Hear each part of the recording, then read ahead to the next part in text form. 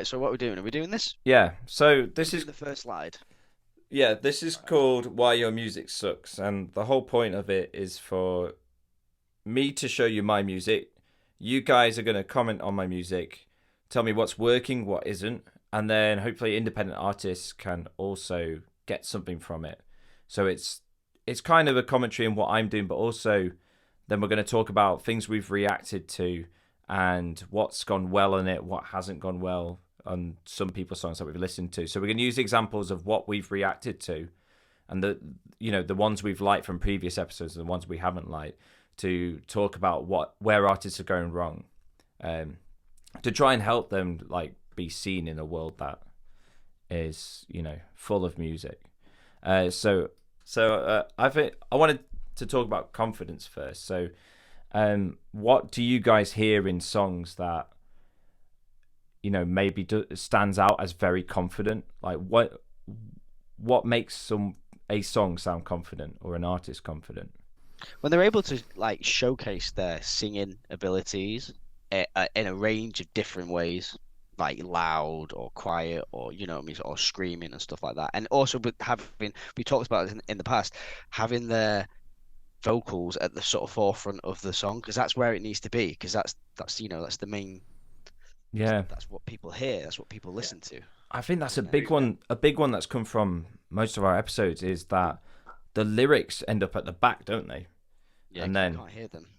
yeah, Scott, you were saying. Agree, Ben. Exactly the same thing. It's been how many songs? However, we've probably done thousands of songs by this point.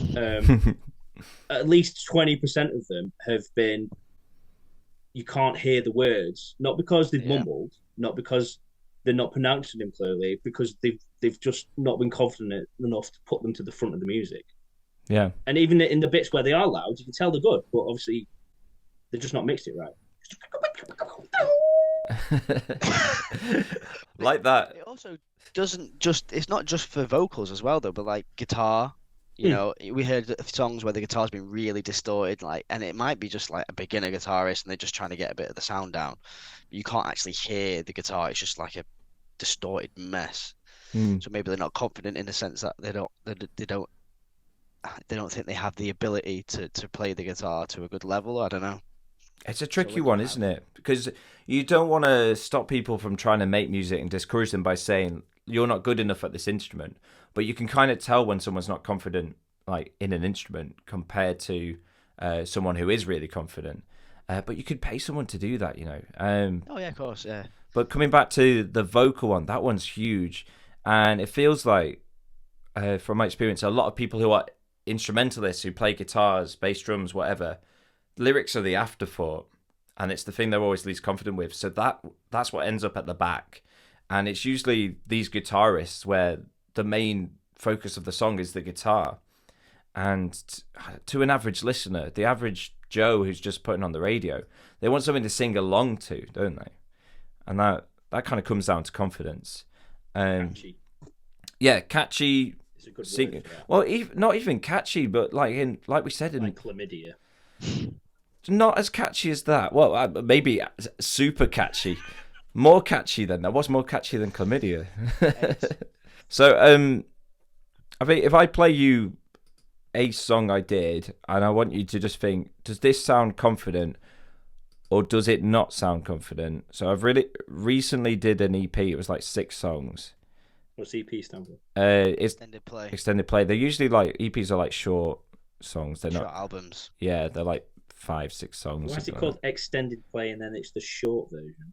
Because then you have long play, LP, that. So this one I'm going to play. It's just called just these standards. Take Us Back, and it's an acoustic number, so it's very quiet. It's supposed to be quiet, but I just want you guys to tell me if you think it sounds confident. If it doesn't, I feel like I'm at school. you hear that. Yeah.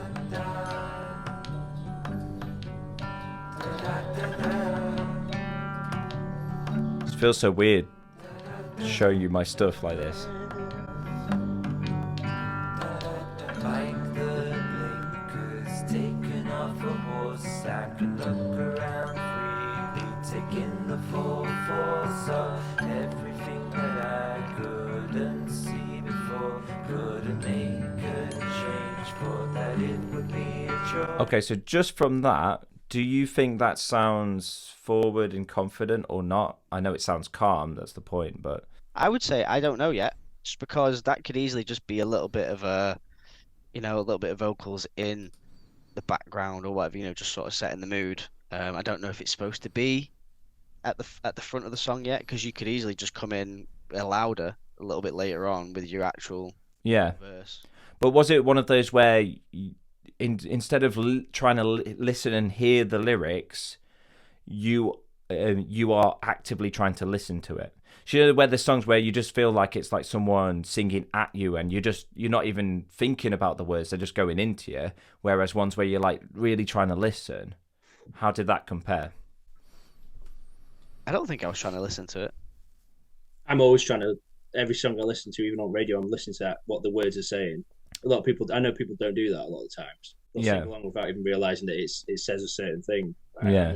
I'm the type of person that listens to everything. Because I think that first word you said, I think, was blinkers on a horse. Yeah. I didn't get that. Okay. No, you. I couldn't actually hear the word blinkers, but then I heard on a horse being taken off or something like that. I was like, I was talking about your blinkers, y'all. Yeah. And I think it's genre dependent, isn't it, as well? Because if you've got like a quiet acoustic number, you don't want to be just really loud at the front, do you? It's about the ensemble, isn't it? The ensemble. Yeah. But that could have been much quieter. And like past things we've listened to, I feel like I'm almost trying to open my ear hole, just trying to hear what's being said. Whereas in some things you're not, you know what I mean? It depends, because if the artists themselves want it to be heard and want it to be listened to and actually, absorbed, then they should make it louder. Whereas there's songs where it's not, it's like I say, it's about the ensemble. It's about how it all works together. Okay. And how it sounds as a whole, rather than, I mean, it's a genre though, isn't it? Because if it was something like rap, then that's when you want to be hearing the lyrics, and that's when you're listening to what they're saying. Yeah. Whereas other things, I don't know. It depends on the genre. Yeah, I mean, there are some things that are more like soaked in reverb, that are more in the background. Like quite a lot of indie rock, indie pop stuff is like that, isn't it? Which is okay. But we can't have it all the time, But let's go to another part of confidence. So we've done confidence in performance and how it's produced. What about confidence just as an independent artist and getting your stuff out there? Like, what are the pitfalls that we're usually seeing? We recently, actually, like half an hour ago, listened to a song, and we were talking about this, weren't we? Yeah. Confidence and about presence. Social media presence, isn't it? Mm. But it's about using your social media platforms to promote yourself. You see it all the time on like TikTok and stuff like that. Anyone half decent and with confidence will use TikTok to promote their own music, or Instagram or Twitter or whatever. I think right now TikTok is the platform to be promoting yourself on, and driving audiences to your Spotify, It's getting iTunes, clicks, SoundCloud, yeah. or whatever. Yeah, because the thing is with TikTok as well, you can use sounds. People can use a sound on a video, so you could use if your music is suitable for a specific trend or whatever, people can use it, and then that brings even more traffic. So you need to be promoting yourself and have the confidence. If you're confident in your music and your ability, then that's what you should be doing. Yeah. The big thing I see is it's a confidence in showing a human face. And there's loads of artists I've reviewed and listened to, and I don't know what they look like. And I was doing the same because I had people in the world I didn't want to see my music and listen to, because we all have jobs and alter egos and stuff like that. Maybe you don't need to have your actual face, though. Maybe you need almost a brand, because obviously some amazing artists out there that you still don't know you still don't know what they look like. Yeah, masks. So at least having the brand to look at it and go, oh, I know who that is. It's not just I'm going to have to read. Is it? Exactly, that mouth. Yeah, well, if you look at all these people, like you said, Sia is an interesting one, because Sia didn't really have like a mask or something to put on, like Marshmallow, Slipknot. Yeah, she had the hair down, and everyone recognised that's the artist that has the hair down there. That's Sia. And that was But no one knows what she looked like though for a long time. no, but that was the brand, really, wasn't it? Yeah, There. of course. Um, Yeah. So in a way, there still needs to be some sort of human element or something that's memorable, much like a face is memorable. You'd remember, what Slipknot looked like because of all the masks, and everything, and that's something quite memorable. Now, only recently, and I mean in the past month, have I decided to actually put my face on my music. Now, my face has been on YouTube for over a year, well over a year. But I didn't want people easily finding my songs that I knew, in my local area. And I wanted it to be, more like widespread, but somehow not get there. But you can't have one and the other, I think, in the social world. It's going to cross over, isn't it? Yeah. Yeah, I mean, like, if not, you have to create a persona, like we're saying, or A brand. or a brand that is, like Daft Punk, wearing you're a robot. You know what I mean? You have to do that, which obviously you didn't do either. You were just I mean, what artists do a lot of the time is they keep changing their name as well. They don't stick to it. So someone who might have liked your music a year or two ago don't even know that you've started up a new channel or you've changed your channel, and they don't know why, because you know what I mean. Yeah. There's a lot of that goes on of changing tags and stuff. That comes to something later. That's another one of the points that we'll get to in another episode. But that's consistency, and that's definitely another one. But when that comes to confidence as well, it's confidence in your branding and sticking with it, or at least changing it in a way that is still familiar to those who've known you. And it's a completely different type of confidence. If you go back 10, 15 years, the main confidence you'd have to do is social interactions with people on stage, getting up there. And now there's a whole world, myself included, of artists that don't perform, where instead of you've got this different social anxiety, which is putting yourself onto the internet for everyone to see forever, really. The thing is, right, the internet is a fantastic place. Like, it can change your life, or, it can ruin it, depending on how you take criticism. Now, on any platform, you're going to get people that are just going to give you shit for no reason. And that's just one alive, that's just something that's going to happen. One of the certainties of life: death, taxes, and haters, as it were. Yeah. But the thing is, everyone gets it. It doesn't matter who you are, everyone gets it.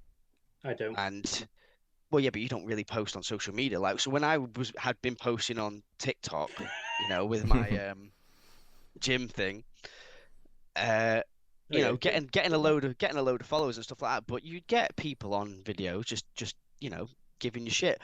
And what you need to do is you need to use that as an advantage. To your advantage. You need to use their comments, whether it's like unnecessarily, like cyberbullying or whatever. But you need to use that as like a springboard to push yourself even further. It's a weird system of hate where like hate begets hate, and it can actually end up giving you more. And you see loads of it, like responding to people who are showing you hate. But it's an interesting thing you say about hate, because I remember being 18 making music, and I think it might have been someone in the family just said, "Oh, it doesn't sound that good," or something like that, and it stuck with me and it made me reluctant to put out more music. And I feel confident enough to do that now. But even then, like when I started this reaction channel, I remember reviewing one person, and I can still remember him. I know his name, and I've reviewed a lot of artists and I forget their names, but I remember the name of this one. He said I didn't put enough effort in, and it was a really sort of dull review, and it got no views from. This channel's got no views, no subscribers. It's really low, so it was a waste of time. And I remember that, and I hated that person for saying it. And I'd almost like, that How I Met Your Mother thing, where you've got that person down the well, and that's your person you'd love to put down a well, and torment them. Scott clearly is looking at me like, I have not watched this episode, but that one person you think about almost obsessively. So I was almost like, this artist, I hate them now. I hate them. So I'm gonna go on their videos, and I'm going to comment things that I don't like about it. And they were actually Did you just go out and start chatting shit on all this video? Yeah, but then I realized this. Well, But I realized this guy was doing something that Ben was saying. He wasn't bothered about the hate because he realized that all these people that hated him were commenting on his videos, watching his videos, getting more traction, and it was working, you know. And I mean, hate's a strong. it's a hard one. Maybe not hate, but it's a world of shock. It's traffic, isn't it? Yeah. You're still getting traffic. You're still getting engagement. Boom. But I mean, obviously, if you need to use that. But if you're confident in your music and and people do like it, either way, you're still going to get people that are going to talk shit about it. But again, engagement is engagement, and if your music is good anyway, it's just gonna bring more people to your channel, bring more people to your platform. It's just one of the things. And to be fair, I don't know, man. Some of the stuff people say is quite actually hilarious, if I'm honest. I think you guys are having your own personal little therapy session here about your own experiences with social media. It's true though. This is what people do. People just, of course they do. But you'll find that when you get people that are actually interested in what content you have to provide. Yeah, and that's the main thing, really. Yeah. And music is one of the most criticized art forms in the world. Like everyone, no matter their musical background, can have an opinion on music and can love something and hate something. And I find that so weird. Objective thing in the world, though, isn't it? Yeah, and I find it so weird that two human beings, even if they're from the same background, maybe even grew up together, can like and dislike a song. But music very much ties into memories, doesn't it? Yeah. Like you could remember if a song happened like 10 years ago at a party or on a night out and something good happened at that time or bad happened, and then you heard it again later on in life, you'd remember it. I guess it's tied to your emotions at the time of first hearing it, but also your preferences in music as well. Yeah. And so you have to be prepared for that. Any artist has to be prepared for criticism and to take it on board. You'll get it 100%. You'll get it 100%. Yeah. There is no way. Like, if you think about some of the most popular artists in the world, they're hated by so many. Like, Ed Sheeran's latest stuff's come out and people hate that. But there are obviously people that love it. There are people who continually hate on Nickelback. And they're one of the most popular rock bands in the world, That's like an ongoing internet joke, though, isn't it? Let's be honest. It I don't is. know where that started, but that's like an ongoing internet joke. And it's a meme. Yeah. But at the same time, there are like loads of people that don't like Nickelback, and yet still they do very well. So you have to be prepared for it. And you have to take it on board, because if you listen to what everyone was saying about your music, it would really like not convince you to make anything, because there's going to be someone that's going to hate it. You're going to get haters no matter what. Yeah. So no matter what, confidence is a big thing, and confidence to post online and to keep it there, and to Ben, you probably know better about the TikTok stuff, but like what makes a confident TikTok when it comes to anything, to music? Like what makes it engaging and feel like it's a confident thing? I don't know. I think the internet itself, including TikTok, love to see someone with incredible ability. Do you know what I mean? Like, they love to see it. And if you're able to show your ability off, as if it's incredible or whatever, if you're able to show how good you are at something, then they love that. Yeah, they love that. Yeah. Or if you're able to, so like for example, I've seen a few videos of a guy who, I think what he does is he live streams. Obviously, his clips are recorded from his live streams, but what he does on his live streams is he'll make a song out of just the sound from a clip that someone has recommended him use. Do you know what I mean? Yeah. And then he, on his TikToks, he'll show like, obviously shortened clips of the steps that he goes through, and then showcase the song that he's made at the end, which would have taken him, I don't know how long it would have taken him, but when people see like, oh my God, he made a tune out of a fucking video, sound from a meme video, and they're like, oh my, that's it's incredible. Yeah. Or like, for example, there's another guy who's like a freestyle rapper who he goes on Omegle, gets people to recommend or tell him like 3 words to put into his, Oh, I've seen him. Harry Mack, yeah, and the guy just showcases his skill and his ability to be able to do a freestyle with just these random words that these people say. So people love that. People absolutely love it. But again, you're still going to get people that are going to go, oh, no, I don't like it. Yeah. Or whatever. Doesn't deserve to have success, And you're going to get that no matter what. But they kind of imbue confidence, aren't they? Like, to be up there on the stage and say, hey, give me these words and just do it. You got to be good. You have to be really good at what you do. Yeah. To be able to. But also, I'm not saying that in a way to sort of discourage people from putting out the music. It takes time. It takes effort to get to a certain ability. And everyone starts somewhere, don't they? So yeah. If you're not there right now, don't let it deter you from trying to get there. Yeah. Put your music out there. Go on, start up an Instagram. You can always delete things that didn't work, or whatever. Yeah. So if we could summarize maybe this first episode, which is about confidence, what would we say we'd need to do, Scott? Scott, maybe you give us a summary of what someone would need to do for making music. For becoming an artist, being out there, trying to gain audience. Honestly, you're doing it to enjoy it to begin with. That's why you'll do it to begin with. You start out, you're doing it because you like it. You're not doing it to get famous, I suppose. Or you're not doing it. So as long as you're enjoying what you're doing, you can find confidence in the fact that you enjoy it, and there's other people out there that will enjoy it. It's just one of those things. Yeah. And when you get to a point where you feel like sharing it with others, be prepared for some people not to like it, and take on board criticism. I think that's the best thing I could say. You've always got, And if you're witty, give him it back. You know what I mean? Yeah. Everyone loves a bit of a. I mean, you can make that into a thing. Like, say, bodybuilders, they get made fun of, and then they make fun of the people making fun of them, and then it's reaction video on reaction video on reaction video.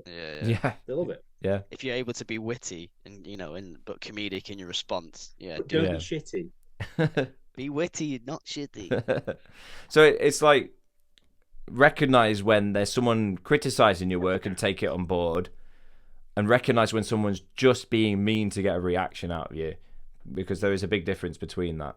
And there'll be someone who's just come across your TikTok video and thought, you know what, I feel like causing something, I'm just going to put a random hate comment here and then carry on scrolling. And there are many trolls out there, but there might be some people that'll be like, I like that part, but I just wish he'd sing higher in this place, or whatever it is. That's more of a criticism, isn't it? And that's what we try to do on our reaction channel, really. But yeah, I think it went well for the first episode. We'll have to do it again sometime.